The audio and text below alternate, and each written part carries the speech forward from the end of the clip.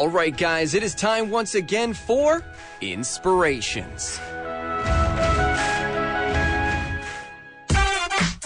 All right, tonight on Inspirations, we are going to be meeting a couple of vloggers that are actually in the studio to do the interview tonight. They come from Seoul, and, well, these guys are taking over the world of K-pop, movies, and Korean culture! All right, so I'm going to introduce them to you. We are going to be meeting Stephanie and Richard tonight. Stephanie and Richard have both been living in Korea for over 4 years. Steph is a master's degree student at Kyunghee University, and Richard is also a professor there. They also run their own YouTube channel, HallyuBack, and make videos about Korean dramas, life in Korea, and K-pop culture. So, of course, if you are interested in a foreigner's perspective on why they love Korea so much, their videos will be a great start. Their vlog, HallyuBack, has got over 16,000 followers on YouTube, and they've only been working for about a year now on their HallyuBack vlog. They're very successful. They're doing such a great job, and they're two really positive people that are also married. Wait, was I allowed to say that? All right, well, before we get to meet them, let's just take a little listen to exactly what Richard and Steph do if maybe this is your first time to hear about these two. We're going to take a look at a video called Top 5 Fridays, which is discussing K-pop culture, and the video's got about 166,000 views on YouTube. 166,000! That's ridiculous. I don't even know if that many people have ever listened to me, ever. All right, well, let's take a listen, and we'll meet them after this. Today I'm counting down the top 5 new Korean dramas of early 2013. Coming in at number 5 is 100 Years Legacy. The original name of this one was Third Generation Noodle House. Whoever changed that is DDONG. Pip. I really like that old name. This one stars several well-known actors, including Eugene, who I've loved since I saw her in Three Dads, One Mom. Why watch? Eugene is pretty and talented, and I love noodles! So I guess a drama about love and family is good too. Right? And number 4 is Queen of Ambition. The story of a gritty woman who shakes off poverty to become the first lady. Yeah! Woman power! Go, chica! Make it happen! Yeah! Quite well timed, might I add, considering the president of South Korea is now a woman. Why watch? It looks like there's gonna be some serious drama in this one, and the pre-release teaser photos look gorgeous. Kind of. My number 3 pick is My Flower Boy Neighbor. It's TVN's Flower Boy series. Yeah! And you know what they say, 3 times the charm. Why watch? Both Flower Boy Ramyun Shop and Shut Up Flower Boy Band were fantastic. Good-looking guys, cute neighbor boys, wow. Now I sound like one of those married women with the sexy pool boys. Whatevs. Coming in at number 2 is Iris 2. The original Iris was one of the sexiest action-packed dramas I've ever seen come out of Korea. Unfortunately, this time, Lee Byung-hun and Kim Tae-hee are not involved. So why watch? The action, the thrills, finding out what happened to cause the fall of Hyungjun and Baeksan. It almost doesn't matter that I won't get to see Hyunjun's abs. Almost. All right, guys, we are in the studio tonight with HallyuBack. We got Richard and Steph. I cannot believe it. I've been waiting so long to get you guys in the studio. Big fan of your page, and I love your work, man. It's thank you so much for coming in today. Thanks. Thank you. We're big fans of you. Are you kidding? Well, we've worked a little bit together. Sure. All right, now to get things started off here, the first question that I've definitely got to ask is the name of your site.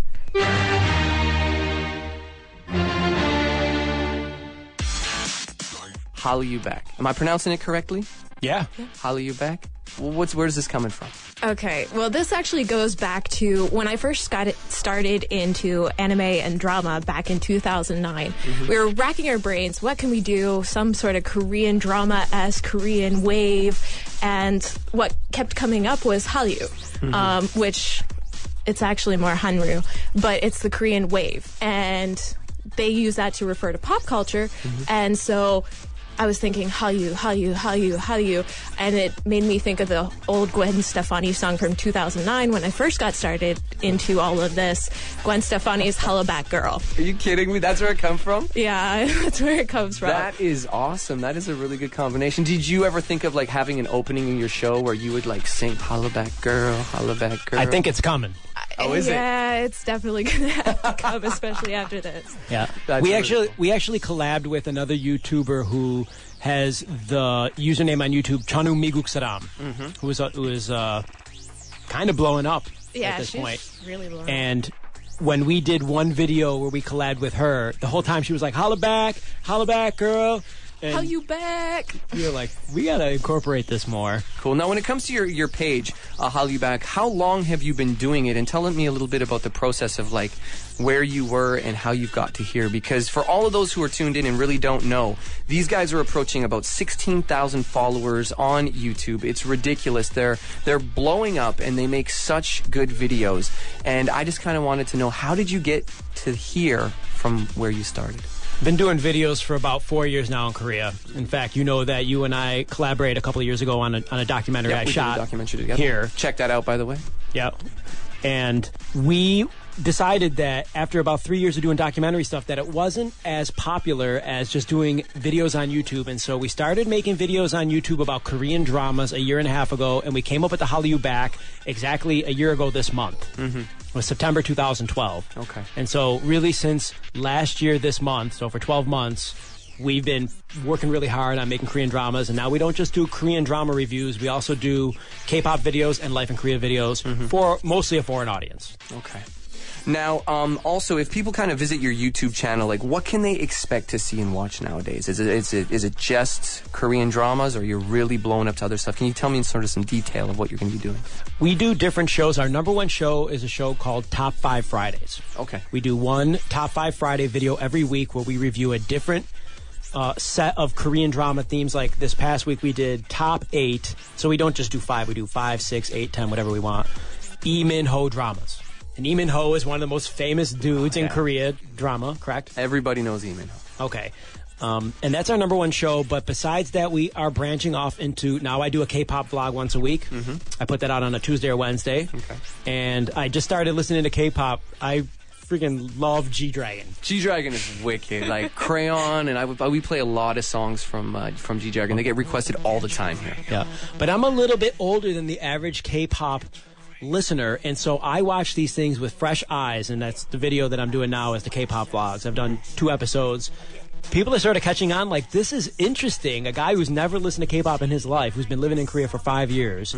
There's another video we do. We also go around different areas of Korea. We live in Suwon, but we go up to Seoul a lot. Now we were doing a video today in Busan, and we do K-pop, we do Life in Korea vlogs, and then we have another show called Like It. We do a lot of things. Okay. Now, I just had a quick question here for Steph. Like, back in the day, I know that Richard was doing his own thing. He was really into the documentaries. He did a couple documentaries on me, and you were just kind of in the shadows. You know, you were the camera girl, the sound girl. You know, maybe you did other things. I'm not too sure. And now you're the face of HallyuBack. You're the one who's showing everything here. How did you get into this, and what made you decide to sort of take a front leading role in this? Well, it kind of started because after watching him do documentaries for a long time, I actually wasn't enjoying it at all. I was just like, I was the girl behind the scenes, and I finally was like, hey, why don't we were talking about making a YouTube channel, YouTube shows based on interests. And I said, well, I like Korean dramas. There's definitely a niche group for that. Why don't we try a vlog review on Korean drama? Okay. And that's kind of how it started. Was it hard for you to take the leading role? Because a lot of people, when they do vlogs, a lot has to change. You know, you've got to bring that personality. You've got to be the one that's leading the show. Is this something that was new for you, or did you do this when you were younger? I I guess you could say that I've been involved in entertainment since I was younger, but I kind of got away from it for about 5 years from being in any sort of spotlight. And I am kind of the nerdy, shy, introverted girl. So for me to actually step up in front of the camera is actually not that easy.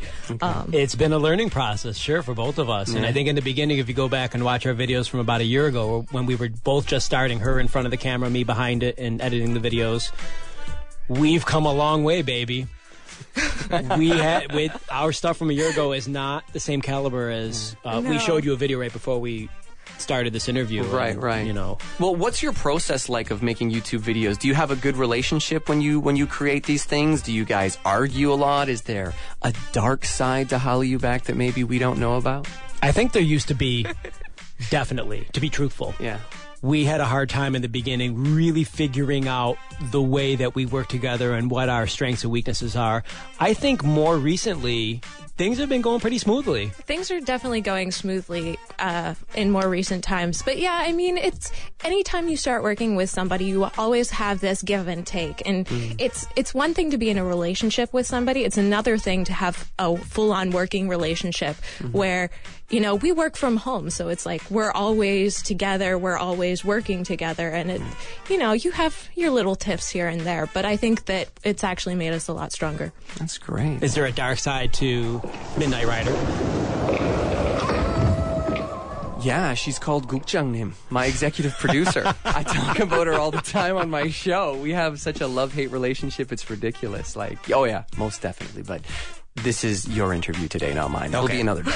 Okay, now when it comes, of course, to your videos, can you tell me a little bit about your audience? Like, who is your audience and your fan base? You know, how are they? What countries are they from? Like, are you specifically making videos just for people that are curious about Korean culture? Is this an expat thing? Is it a global thing? Like, how narrow or wide do you guys want to go? I'll let you answer this one. Yeah, it's definitely a global thing. Our audience, we have about an 82% female audience. Wow.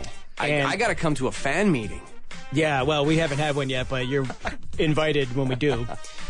Our number one country is the United States, and the age range is between the ages of 13 and 34. Okay. But all ages and men as well are, and actually we've seen an influx of men more recently because we've branched out from Korean dramas. But for the Korean drama stuff, it's mostly women. More than 170 countries watch our stuff at this point. It kind of goes like this. United States is one, then Philippines, Indonesia, Malaysia, Singapore, countries like that. But then Canada's in the top 10, UK is in the top 10, Australia, and then countries that maybe you wouldn't suspect like Saudi Arabia. They're really interested in Korea, and they like Korean television as well as K-pop. So it's a wide range of people that are listening and watching. It's pretty cool. Okay, now since you're the one that's doing a lot of the editing, you know, the organizing, and really making this vlog come to be, is it almost or even more like a full-time job to do this? Because it seems like it's a very difficult process, you know, shooting the videos, editing the videos, getting them online, following, you know, restrictions for law, understanding numbers, making this an actual career. How is it being a full-time, or maybe, you do have another job, correct? 저는 경희대에서 영어 가르치는 교수입니다. 그래, 맞아. 교수입니다. So you are a full-time professor, but you're also taking on a job as a full-time vlogger. How is it? Is it really difficult on your time? Is it hard to keep together? It takes up a lot of time. I spend more time doing YouTube stuff than I do teaching. I probably shouldn't necessarily say that out loud, but we love the YouTube stuff. It's a full-time job type endeavor. Totally. I mean, even for me, I'm actually also a student. I'm a master's degree student, and you know, it's between homework and YouTube, it takes up most of my time. I want to say this though, it's super exciting to make videos and then see that people are watching them and commenting and getting all the feedback. That sort of thing is what motivates you to keep going, even though you do put so much energy and effort into it. Seeing the results and the sort of I don't know, just people being happy that we do this, because if you go on YouTube and you search Korean dramas or new Korean dramas or Korean dramas 2013, these sorts of buzz search words, there's nobody who's doing Korean drama reviews in a way that we do them. We're probably You know, and without trying to brag, we're probably #1 in the world at this point. Most definitely, I can tell. And when it came to deciding to pick on Korean dramas and you know, this kind of media as a focal point, what made you pick it? Because, you know, there's other people out there that do Korean language vlogs. Everyone knows Eat Your Kimchi. They do a lot of K-pop, and they started kind of with the culture thing. Nowadays, a lot of expats and foreigners are trying to take on vlogging and teaching people about Korea. So what made you pick your, I would say, element? What made you want to go in this direction? I like watching dramas. That's actually what it happened. I mean, it was one thing that I did in my free time a lot, and so naturally it was like, well, why not try to review it? Take something that's your hobby, take something that you enjoy actually doing, and do something with that. To add to that, I think in order to really be successful on YouTube at this point, because it's sort of YouTube 2.0, like the Eat Your Kimchis and the people who got on, they were the recipients of a brand new enterprise on the internet. Right. And a lot of people ran with it, and they've become quite successful and famous for it and can make a living out of it, et cetera, and so forth. We're 2.0, whereas we sort of saw that and then said, you know what, we want to do this too, or we'd like to try and do it. And I think the key is to be the first at something new. That is the in. And that is why it was a perfect combination. She likes dramas and I like making videos. And so we put this together and we ended up becoming the first ones. And I found a lot of places online that, you know, like a lot of websites that reviewed Korean dramas, but there were no YouTubers out there that were really doing it. So. Right. Okay, because from the first few videos, like back in the day when you guys started, a lot of your stuff was more focused on Japan, because you're really into, you know, the Japanese dramas, the Japanese, you know, actors and movies. And I remember every time when I'd watch one of your videos, you always be like, oh my god, this guy's like so hot, and you just like say all these kinds of things. So just side question before the main question. Richard, how did that feel, you know, having, you know, a girl that you care about and love, you know, oogling and talking about all of these hot Japanese celebrities? I'm cool with it. Actually, Really? That's part of our relationship, but we understand that we're human and that, you know, I'm very attracted to my wife. I hope that she's attracted to me, but we see other people that are also attractive, and, you know, I trust her, so I'm okay with it. Well, I don't think she'll, you know, be running away with any of these guys anytime soon. No, they're not going to look at me. Like Well, I nothing don't know would about that. happen. She's a good- They might look at me, but I don't think anything would be pursued. But no, we both do have this relationship where we can just like, oh, they're cute, you know? And actually, in some ways, he's like, come on, talk about it more. If you really think he's cute, talk about it more for the camera. It's actually kind of funny that he encourages it rather than, you know, it's like, don't say that. Right. Okay, because when it comes to your knowledge of Japan and, like, you know, the dramas and the movies and the actors, you had extensive knowledge. Like, every video was just spot on. Great detail. Did you know a lot about Korea before you started making all of the vlogs on Korea, or is this something that you've just started learning now? Because you did have a lot of extensive experience and, you know, you watched a lot of Japanese stuff, but now that you're branching off into different parts of Asia, now you're in Korea, was it... I would say that I do know a lot more about Korean dramas and Korean drama actors than I did before I started doing the videos, if just because Korean dramas are actually what's most popular in the world right now, in the world of Asian dramas. But I started it off with the whole mindset that I wanted to do Japan, Taiwan, and Korea, and I wanted to tackle all three of them somewhat evenly. I am a big fan of Japanese dramas, but that's because that's what got me into the dramas initially. Well, side question here. Lots of Asian dramas, lots of Asian hotties. Who's, you know, top 3? Top 3? Yeah. Oh. I can name her top 3 faster than she could. Can you? Sure. I know who her 're1 is. Who's her #1? Do you know who Jang Kun-suk is? No. That's not my #1 anymore. That's not your #1 anymore. Oh, who is it? Oh, Gong Yoo. Do you know Gong Yoo? Explain. Gong Yoo was in Coffee Prince. Yeah, he's... I don't want to start saying stuff like, oh, he's hot, he's great. That's just going to sound terrible. But okay, so #1. #2. Probably #2 would be Jang Kun-suk, because I just like a lot of the things that he's in. He's very, like, indie, and I think that's kind of cool that he takes on this indie persona. Okay. And #3 is Chad. Totally. #3 is DJ Chad Kirton. DJ Chad. Holla! The man that should HallyuBack! No, but seriously, who's #3? Song Sun-hun. She likes older men, like me. Oh. And Song Seung-hun is probably, what, 35 or so? I'm torn buff. between him and I also like Seung-jun, which was the guy from Shout Out Flower Boy Band. I'm kind of torn between those two because you have the ultra masculine like smexiness, and then you have like the young, cool, hip smexiness, and I can't. So who is it? Sung-jun? Bang Seung-jun. Bang Seung-jun. Okay. He was in Shut Up Flower Boy Band Korean drama. So he's a younger guy. He was a guitarist, or no, he was the lead singer. He was the lead singer. Lead singer in the Korean drama Shut Up Flower Boy Band. Okay. All right. And the last question about guys, I promise I'll get off this topic, but I really want to ask. You know, a lot of Korean drama actors and movie stars and people in Asia, they have that, what's called Gotminam character, which is kind of like very feminine, right? You know, they're very, made up, very sweet, delicate features, very puffy hair. Some of them even wear eye makeup. But Richard, on the other hand, is the exact opposite. He's got the goatee going, very masculine, quite tough looking. Is it very difficult for you to pick one or the other? Like, is it the Western style manliness that you're attracted to? Is it the Asian style manliness? Would you like Richard to start wearing eye makeup? Would that help in any way? Richard has already started wearing eye makeup. Let's just get it out there. Well, that's the future. That is the future, but that's not necessarily by my decision. We had a bunch of people who were like, "Oh, you should make over Richard. You should totally make over Richard, right, K-pop star." Or, do I like Features the girly and men? No. I typically tend to like a little bit more of a masculine guy, though I do appreciate the Asian feminine appeal. Like, for me, I don't even know how to explain this. If they nail it, they nail it, and I respect that. So now, talking about dramas, what are some of your favorite Korean dramas? My favorite Korean drama of all time would be Coffee Prince. Go figure. I like Gong Yoo.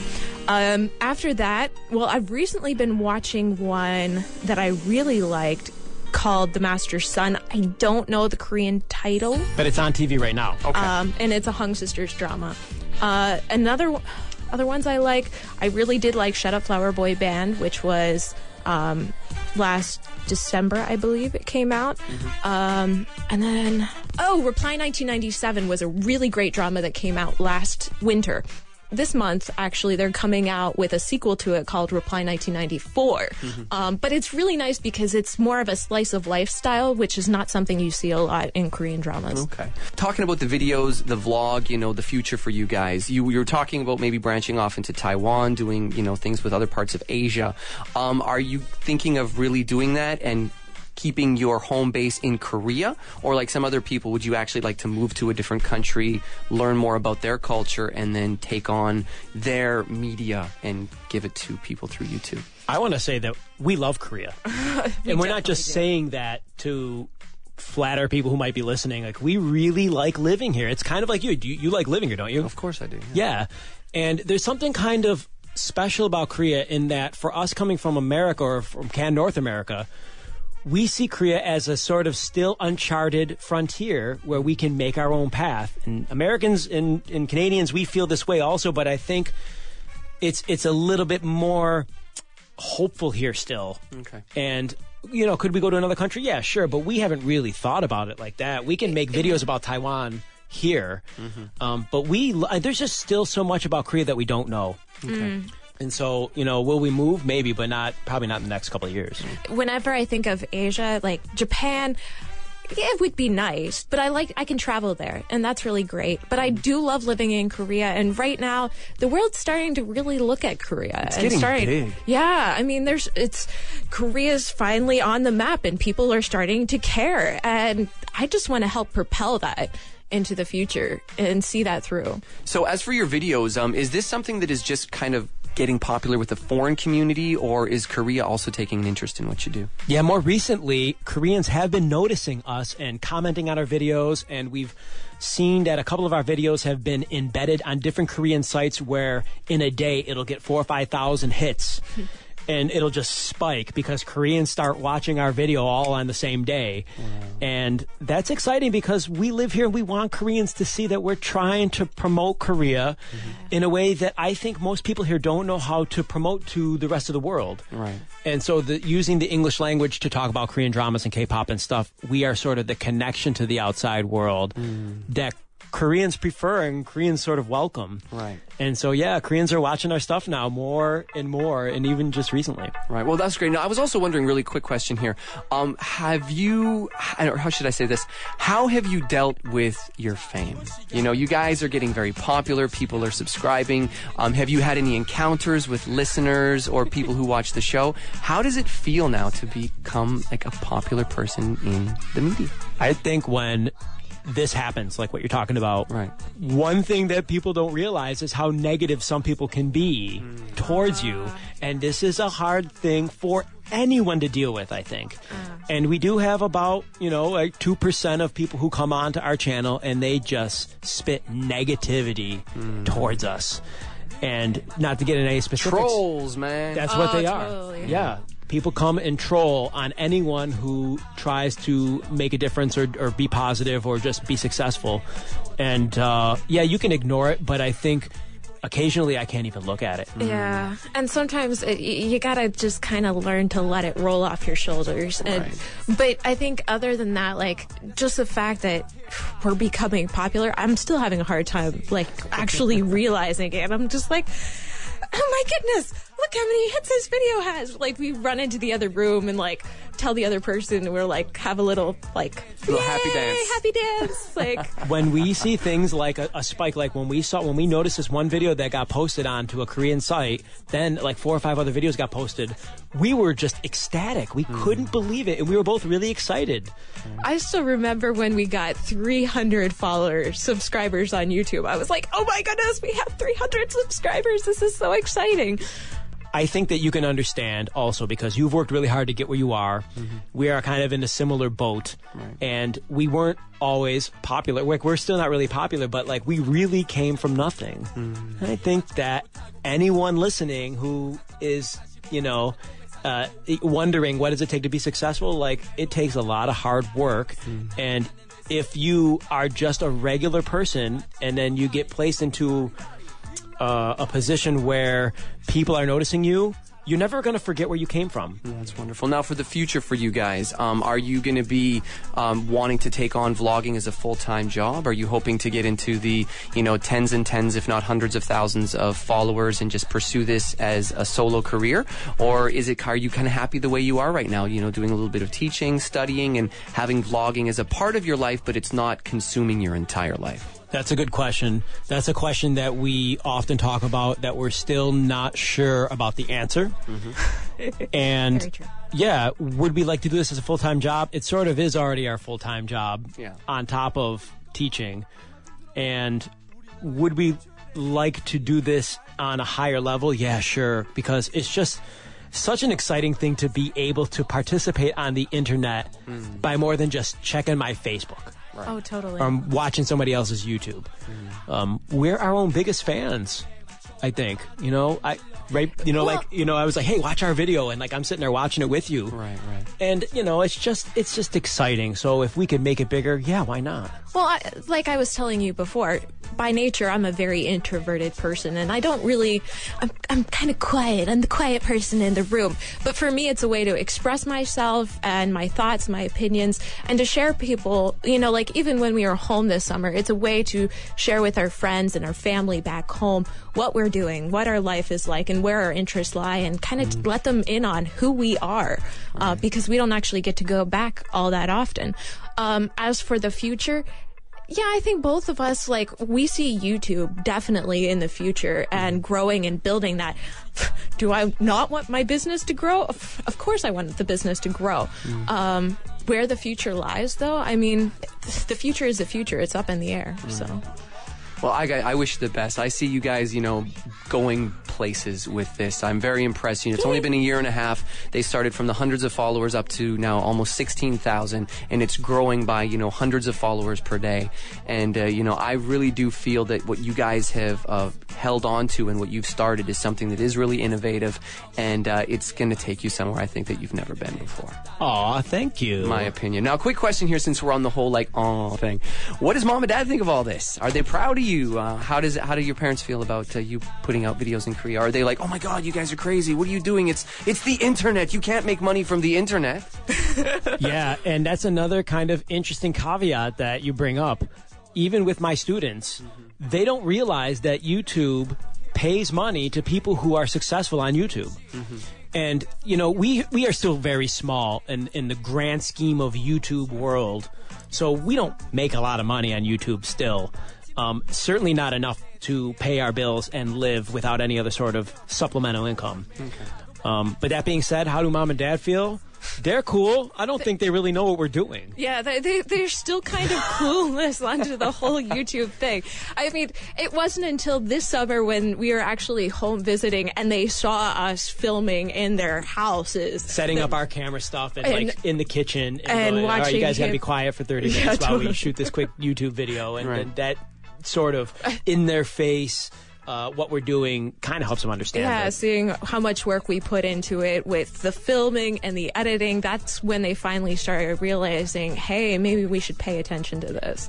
I mean, before that, they were still pretty much clueless. And, hey, my dad had friended us, what was it? He liked our HallyuBack Facebook page this summer for the first time. And I was like... hey, my dad liked us. Oh, my goodness, this is so exciting. We were really excited about that, yeah. That is wonderful. Wow. Well, getting ready to wrap up here on the show, the last question that I wanted to ask you is, you guys are very successful at what you've done. 16,000 followers is ridiculous, in my opinion. My YouTube page, by the way, has 16 followers. Anyone, please, Chad Kirton, YouTube. Sorry. And anyways, it's quite difficult to do what you do, and it takes a lot of dedication, a lot of hard work, and a lot of sacrifice. And for all the listeners who are tuned in tonight that might not quite know what their direction may be or are trying to find their path, what kind of advice could you personally give to the youth or to someone who is trying to make something with their own life? The first thing that I would say is find something that you're passionate about and find some way to do something with that. I mean, for me, I liked Korean dramas, so it was, let's review it. Find something that you're passionate about and try to see what you can do with that, pursue it. And the other thing that I would say is it takes a lot of effort and a lot of work. And, you don't build a mountain if you don't actually start carrying rocks. Collaboration is your friend because nobody goes anywhere in life by themselves. You can't survive by yourself. So that's true. I think in this country, a lot of kids, high school kids, and then into university, because I have a lot of interaction with university students like yourself, have tremendous pressure from their parents to follow what their parents want them to do. And this is a hindrance to the majority of young people in this country because they, according to Korean culture, and I'm not saying anything bad about Korean culture, I actually really adore Korean culture a lot. I wouldn't live here if I didn't. But they have to really abide by what their parents want. And if I were to give any bit of advice, I would say, try to do what you want to do despite what your parents want. And that is not to say don't listen to your parents and don't love your parents and don't follow or at least be... Respect what they say. Right, respect your folks. Them. But, take G-Dragon, for example. Right. Do you really think G-Dragon's parents wanted him to do what he does? No. Do you really think Taeyang's parents wanted him to be who he is? Absolutely not. That's right. And so that's all I'm saying. And I'm not saying be G-Dragon or Taeyang. I'm just saying if you really want to be successful, you don't necessarily have to go work at Samsung. Right. You can be what you want, and it doesn't necessarily have to agree with what your parents want. If I had listened to my parents, I would not be sitting in here with you talking about YouTube. I would be a lawyer. I would be a businessman. All right, well, getting ready to wrap up. An amazing interview. Thank you so much, Richards and Steph, for coming in. And, anytime you want to come back and, when you get up to 30, 40, 50, 60, 70, 80, 100,000 followers, every time it grows, I would love for you guys to come in and do a little interview and just kind of catch up and see how you're doing. You guys are such an amazing couple, and you're so friendly and so easy to talk to and get along with. And I can see why you're so good at what you do. And it's just wonderful. So thank you so much for coming in, guys. Chad, thanks for having us. Could I just give how people can find us on YouTube? I was about to get to that. All right. If you are interested in seeing our videos, you can type in HallyuBack. So in English, it would be HALLYU back. HallyuBack. So if you type that in, you're going to find our YouTube videos. Steph has a little bit of purple in the front of her hair, so that's how you can know that you're on the right place. So does that hair get changed every week, or is purple your main color? Purple's my main color. I dyed it last spring, and it's staying. So it looks lovely. I like it. Thank you. Definitely attracts attention. It does. So last question here. Song request, guys. We are a radio show. We love to play music. What would you guys like to listen to? Stephanie? Putting her on the spot.